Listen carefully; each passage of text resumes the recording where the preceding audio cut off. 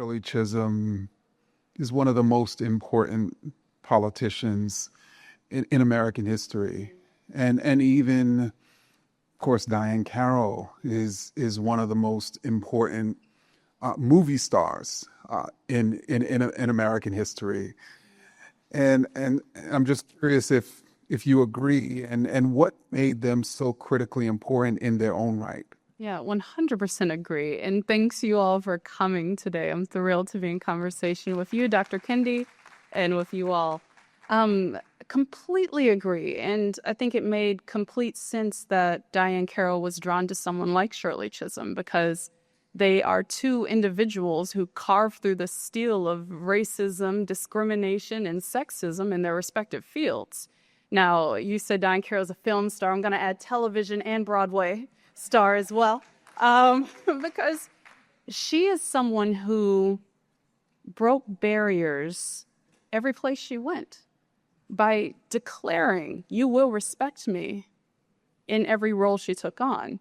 I think of that in No Strings, the Broadway production by Richard Rodgers, where she was cast as a Black woman, surprising audiences and co-stars even of that production because it was an interracial couple on stage. In her hit show Dynasty, when she emerged as Dominique Devereaux, she told the producers, "Write this role like you're writing for a white man, because I don't want you to limit my character in any way going toe-to-toe with the other cast members." And so when Shirley Chisholm was running her campaign, Diahann Carroll said, "I get it. I do that every day at work too. I tell people, don't doubt me, don't question me, don't undermine me every day." Of course, Shirley Chisholm did that in Brooklyn politics, in the New York State Assembly, in Congress, and then on the campaign trail. And they were both used to people deeming them to be otherworldly for their skills and abilities. Because, of course, in the mind of a congressman going toe-to-toe with Shirley Chisholm, you can't be a petite Black woman out debating me on the House floor. So I have to say you're otherworldly to be able to process that.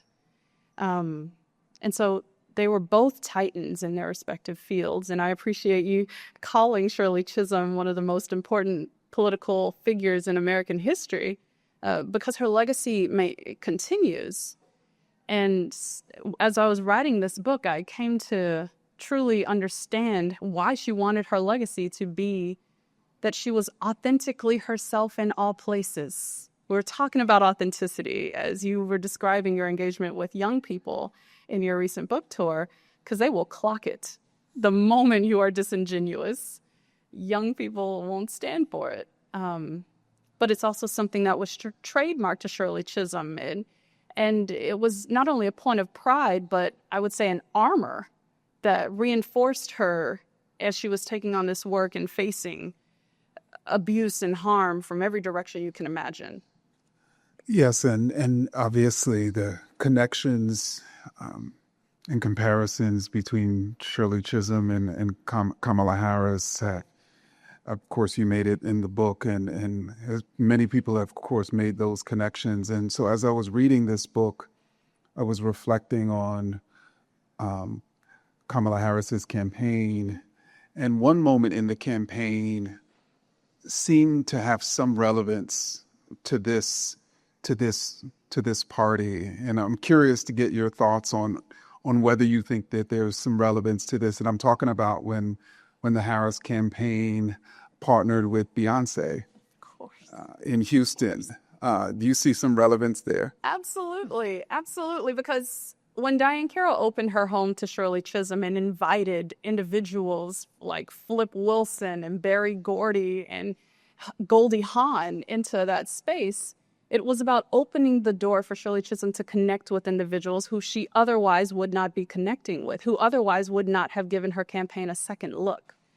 And I think Beyonce, being the global superstar and phenom that she is, who I adore, did something similar for Vice President Harris. Now, the key difference here, though, is Shirley Chisholm had the opportunity to go person to person at that event and speak to them, listen to them, connect with them, make an explicit mark in their thinking about her and her campaign. Now, while a stadium full of people went to see Vice President Harris do that, she did not get to directly engage in that way. And so I think while there are parallels to Beyonce partnering with the Harris campaign and Kelly Rowland making speeches for the vice president at the time, there's still that substantive engagement that needs to also happen once the door is open. So can you bring us into this party? And so if all of us were there in 1972, what would we be hearing? What would we be seeing? Who would we be seeing, at this party? I want to take you on this journey through the way I found out about it. Okay. So I found out about this event during an interview with then Congresswoman Barbara Lee, now the mayor of Oakland, California. And she was talking about how it was working with Shirley Chisholm and doing the field organizing. Then she mentioned, I'm the one who convinced the Black Panthers to endorse Shirley Chisholm's campaign. I said, hold on, the Black Panthers endorsed this campaign and I never heard about this? I'm so confused. And she was like, yeah. And I'm the one who took Huey P. Newton to meet her face-to-face at Diane Carroll's house. I said, hold on. I'm sure I screamed in this interview. It was on Sirius XM, and it was like 7 o'clock in the morning, and I'm screaming like, what? How have I not heard about this? And she says, yes, like we were there. It was so fancy. Diane Carroll's home was this beautiful mansion surrounded by like lush orange trees. And she had a massive black tile pool with a waterfall feature coming off the rocks in Benedict Canyon. And I said, wait a second.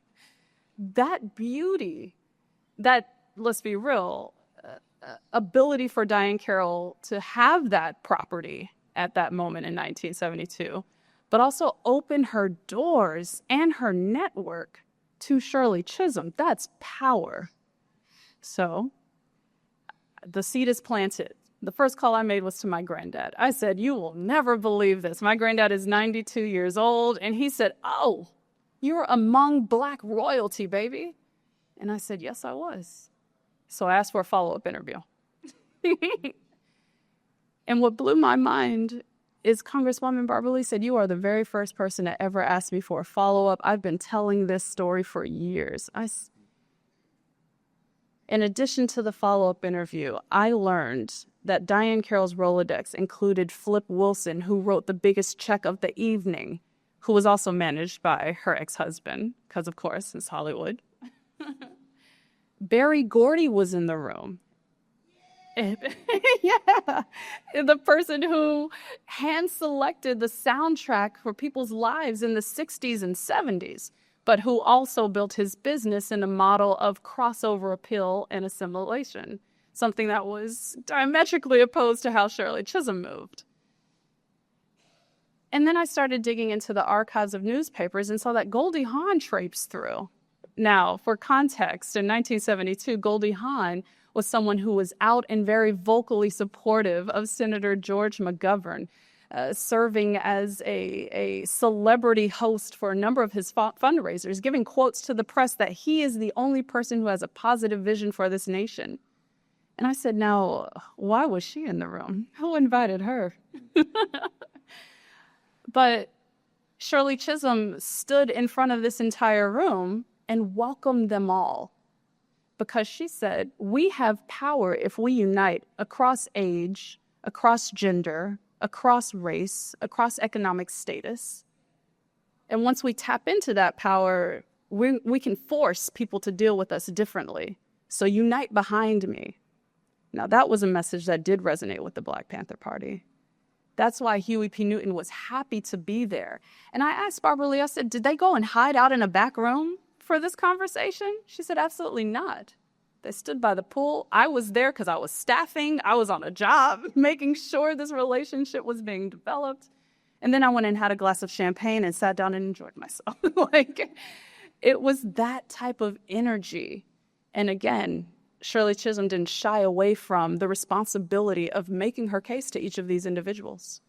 And so what was the case that she made to each of these individuals? Because as you stated, each of them were coming from a different political standpoint, different identities, represented different communities. And so you, of course, mentioned in your book how, and you already stated, how she made very specific appeals and went around to each of these radically different individuals. And so if you could just take us into some of those one-on-one conversations you think she was having. Well, first and foremost, power looks different than a man who is white. That was a baseline.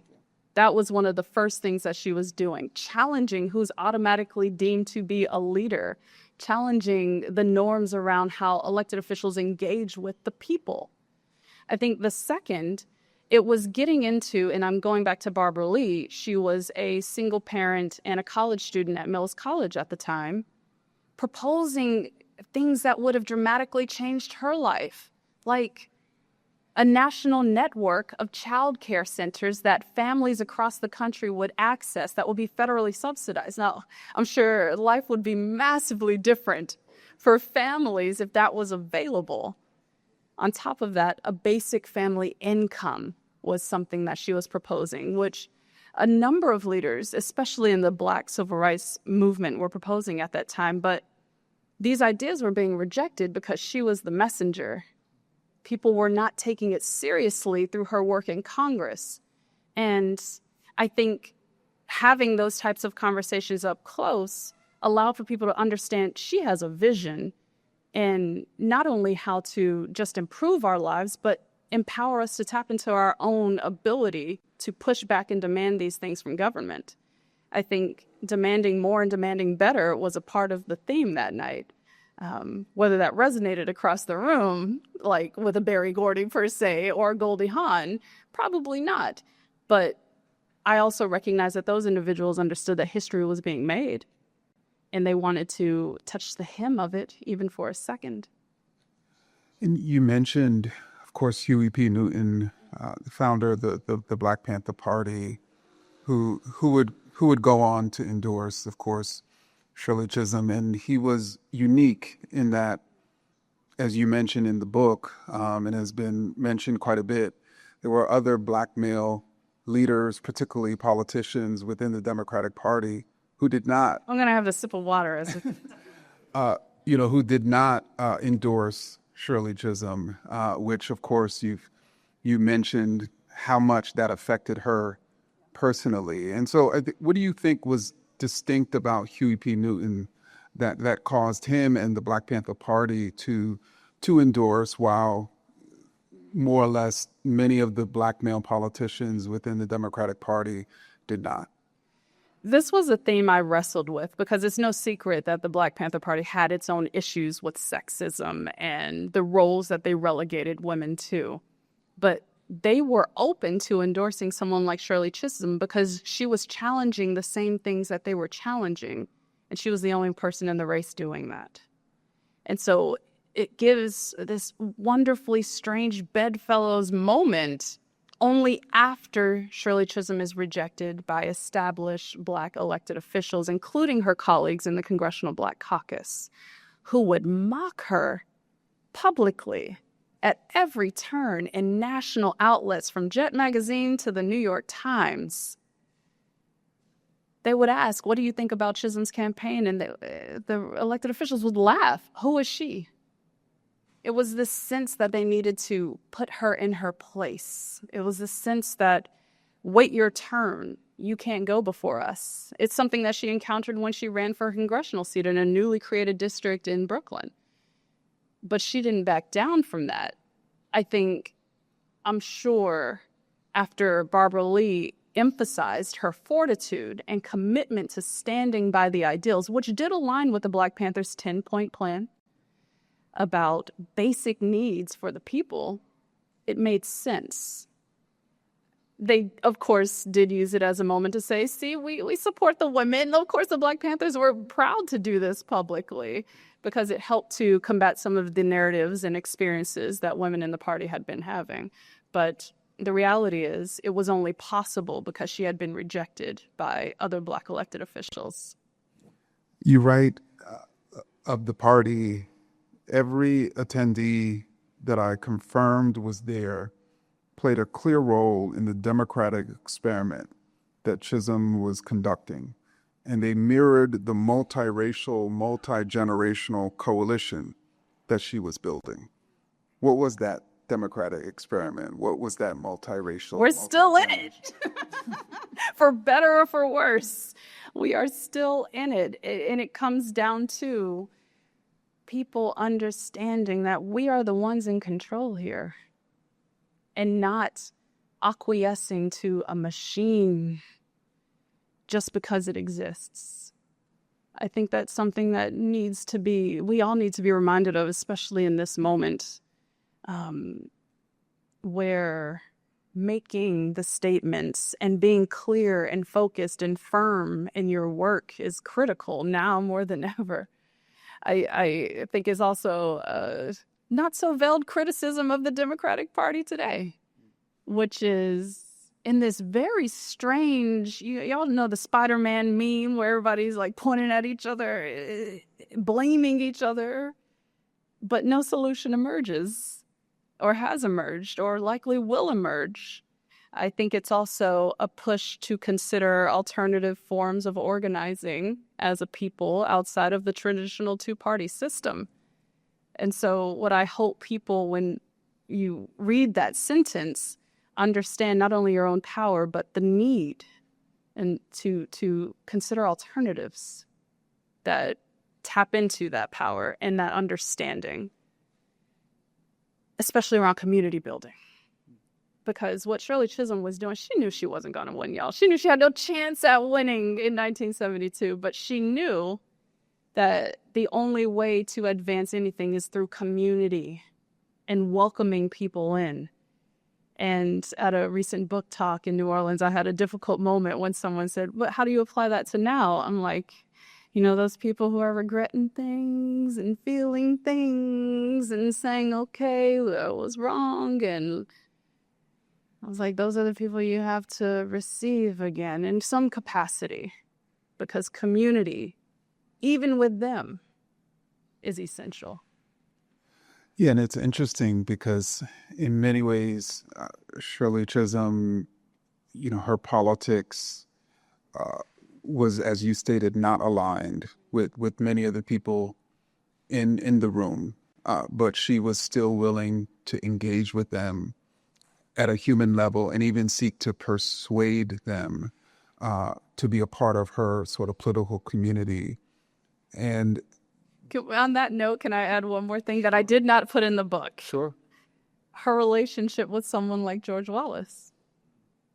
Her relationship to the point where she went to check on him after he was shot in the hospital, as much as her campaign team said, "Ma'am, please do not."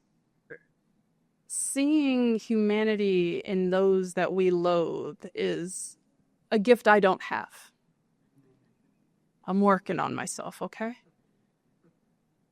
But it's something I mentioned to you earlier and Leslie earlier about not losing that humanity, especially in this moment. Yesterday I was in a segment and they were talking about the impact of the ICE raids economically on goods in the grocery store or services provided at restaurants. And I said, I appreciate that we're giving this context.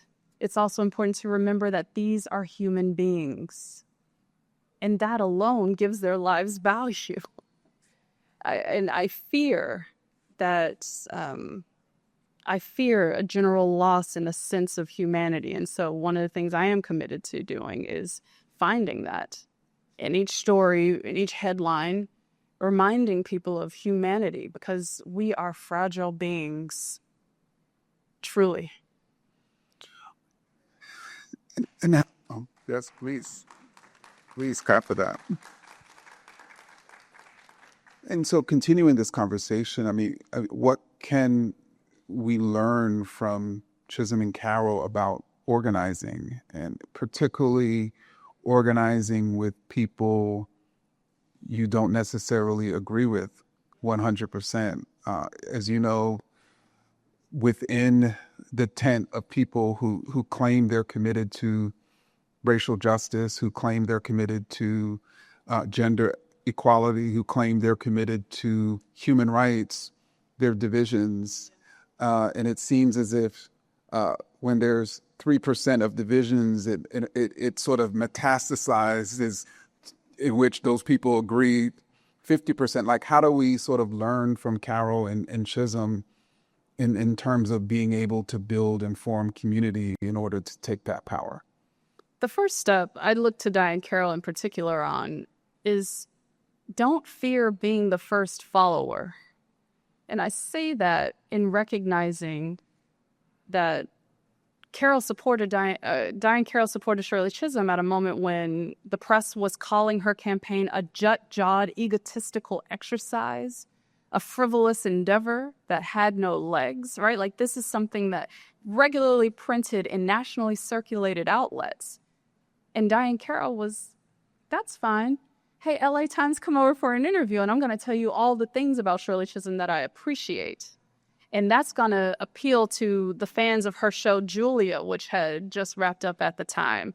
People who were attending her performances, prompting them to take another look at Shirley Chisholm. So I think don't be afraid of being the first follower for someone. Look at the New York mayoral race as another example of what can happen when you take the risk and speak out in support of someone who doesn't necessarily have the packaging that is the norm or is more progressive than you may like, but you understand their vision, right? I think that's step one. Step two, shut up and do the work.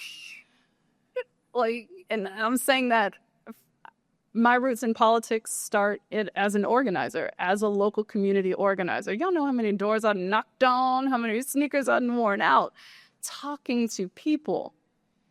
And action, not just words, but action is the key here. So when you talk about that 3% metastasizing into something divisive within a movement, pause and understand as you zoom out, what's the action here? And I think we saw that action come to play, last weekend with the national protests. You think all those people protesting together believed in all the same things up to the same degree? Absolutely not. But they understand that the threat is so great, they were unified by it. And millions, the biggest mass protests in U.S. history happened last weekend. And I don't want us to lose sight of that, because I think that's an example of what the community building needs to be and sustained at. It can't be one and done, and it hasn't been. I am curious to see how this continues on and develops into substantive demands, especially during the midterms, where every House seat is up, a number of Senate seats are up. I'm curious to see how this continues to operate within and without our current political system. I say without because at some point the Democratic Party, when they continue to not get their ish together, people will act without them. So I have one more question. So I'm going to be coming to each of you. So please start thinking about your questions with the question mark at the end. Instructions. So a term that you've used as you've talked about this book is convening power. And in many ways, of course, you've crafted or described this book, this party, I should say, as operating, as essentially convening power coming to light. And so what does that mean to you? And what do you think it means to us in this moment? I saw a wonderful write-up recently by Essence Magazine, where a young woman who read my book said, I'm going to start hosting weekly dinner parties, and I'm just going to invite people in. People off the streets, friends, like whoever. I'm going to have them over. That's convening power. Opening your doors to people you do not know to develop an interest and communication line with them. It's as simple as that. Who are you talking to and how are you engaging them that recognizes your and their humanity? That's what we need. Now, don't come knocking on my door just yet, okay? Like, I'm a very introverted, shy girl. But one of my good friends, Vanessa, when she did a first read, was like, oh, when in that sentence, it sounds like they're conspiring on something together. We need to conspire together in our homes, at work, on Slack channels, like whatever it is, we need to conspire together. And I think that's what convening power is. Understanding it's in person, it's digital, it's relational, but it's all rooted in seeing each other's humanity. Gosh, that's way more positive than I usually am. I'm not a positive person usually. But... Well, do y'all mind if I ask one more question? So I'm curious. Let's say if you were around in 1972 and Diane Carroll invited you Oh, she knows my name? Okay. to this party.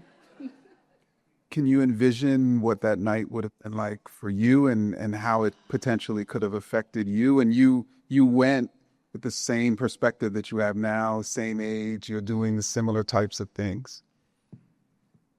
You had me until same age because I don't think anybody over 25 should have been at that party.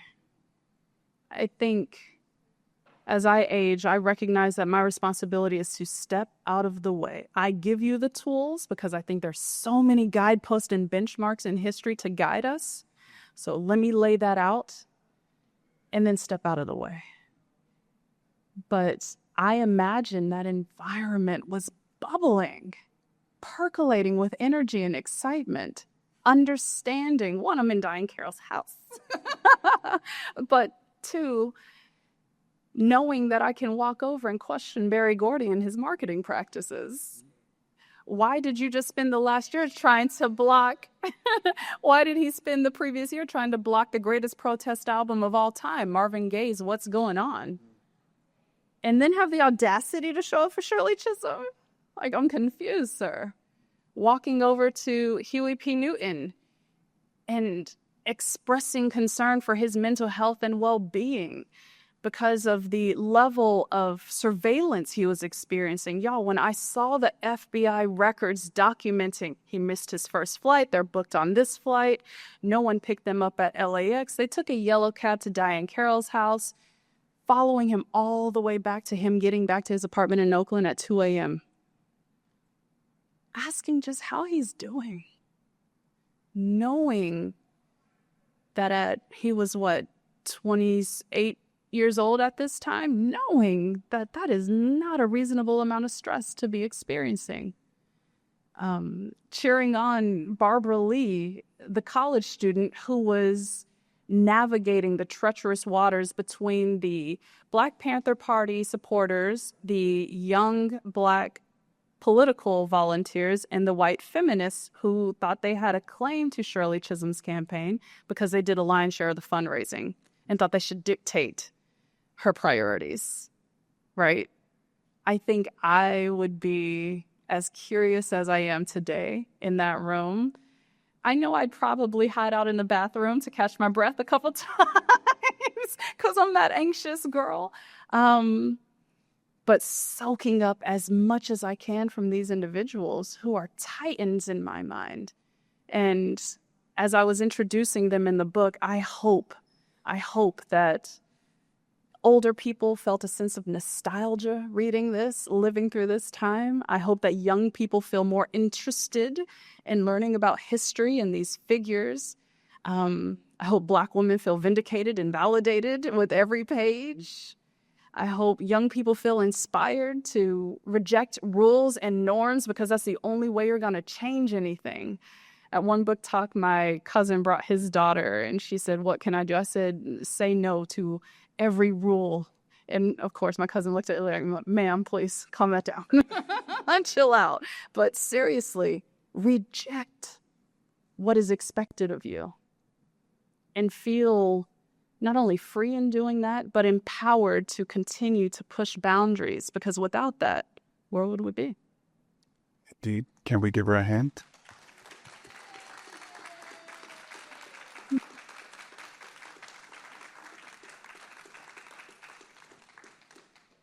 Questions? Thoughts? Yes. Hi, Lady Garrett. Thank you thank you both for the talk. For I didn't know about the book Forget Icarus, so I got email from the library, and I'm a huge Diane Hero fan. Was having since Dynasty by Karen's. Watched it every Wednesday night. So I had two quick questions, if you don't mind. The first one is, did you read Susan Bell's Hill memoir from this great Diane Hero No, I did. story in the book where there were she and Josephine Premise are Please take the mic so everyone can hear you. There's this story where Josephine Premis and Diane Carroll are watching this documentary on civil rights and the Civil Rights March. And they're sitting in the back of the room and they're laughing and they're talking about, did you see that girl's hair? We could do better than that. Right. And so Susan is like, how dare you?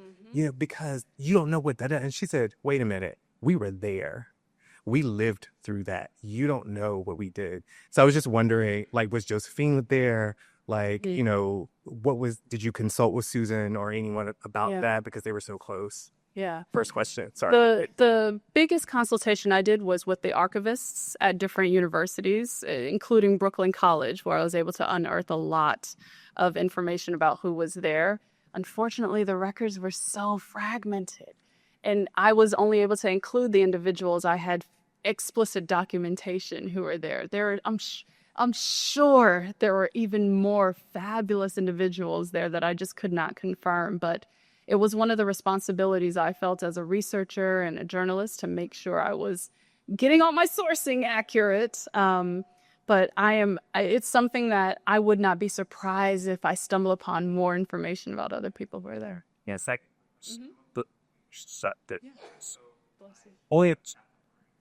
so sorry about that. Don't apologize. But quickly, how was the rollout of the Black Panther endorsement of Shirley Chisholm once they endorsed? I'm not familiar with how endorsements were in 1972. So what did that look like? Okay, so the Black Panther Party endorsed her 2 days before this party. They had already been bought in because Barbara Lee was fantastic at engaging and convincing them. So they sent out press releases to the local outlets. Of course, they did a full feature in their weekly magazine. But that endorsement was upended because the police lined up cars outside of the church where the event was to be held. Huey P. Newton at the very last minute said, I am not coming. Bobby Seale, just read my statement. Because I know they're trying to change the headline from Black Panthers endorse Shirley Chisholm to Black Panther co-founder arrested while endorsing Shirley Chisholm, which would feed into the national narrative that we know the federal government was pushing about them being a dangerous, violent, criminal organization. So at the last minute, he made that change. The only reason he was still able to attend the party, because he was still arrested that day, just not at the endorsement event, is because they did rapid response fundraising, bailed him out of jail. The next day he flew to LA for the event.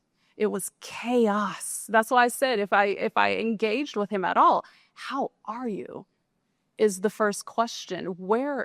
How are you dealing with the amount of stress and strain coming at you with the full force of the CIA and the FBI and the federal government to exist this way? And I did ask Barbara Lee if they talked about that, or of course they talked about, but what that conversation was like. And she said, we just had to do it. So when you asked earlier about overcoming those fragments, it truly is just shut up and do the work, because everybody has something on the line. Thank you.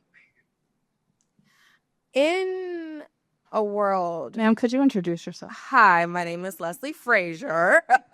And I am a friend of Juanita Tolliver's, but I really do appreciate being here, and I'm always going to support you. But in a world where we have the 92%, and if you're not familiar with that, 92% of women voting and doing Black women. Black women. Thank you. Black women doing their part, showing up for Vice President Kamala Harris. In a world where we are constantly being told that we are not worthy, and personally being there and seeing that defeat, how do we rebound? Like, I know you said that Shirley Chisholm knew she wasn't going to win. And part of me knew that the world was not ready to accept a Black woman for president. But there was a glimmer of hope. And I feel like that hope is gone. how do we move forward and how do we have that conversation with the young people to say like, hey, maybe it's not our time, maybe it's your time? And how can we, I don't know, how can we not be pessimists? Because I feel like our generation tends to be pessimistic because we understand that this is just how it is. So on your first question about recovering, I think about the dynamic between Shirley Chisholm and Diahann Carroll. Diahann Carroll's maybe 11, 15 years younger than Shirley Chisholm. I can imagine her pouring into her and saying, you are everything. You are doing it every day in your work. You are worthy. You are capable. I think we have to do that for each other. No one else is going to give us that but each other. And I think that sisterhood is critical. Having people who cheer us on. Like I have my crew who came to my house and I didn't tell them, I whispered, I'm going to write a book. And they celebrated with me and said, you can do this before anybody else. Like, y'all are my tribe. So who is in your tribe to do that with you at a personal level? Broader in terms of not being pessimistic. You know, Shirley Chisholm predicted that the first woman wouldn't be elected president until 2044 anyway. She predicted that in 1969 during an interview with David Frost as a freshman member of Congress. So when she ran in 72, that's why I say she knew she had no shot in terms of infrastructure, in terms of barriers to entry, in terms of assumptions about who is a leader in this nation. She knew she had no shot, but she knew she had to break the ice. I lean on her vision when mine can't sustain me. I lean on individuals like Nina Simone, who answers the question of what is freedom with no fear.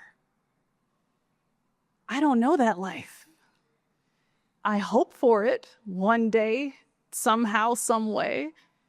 But that's who I lean on when I go into my darkness, because I do have those as well.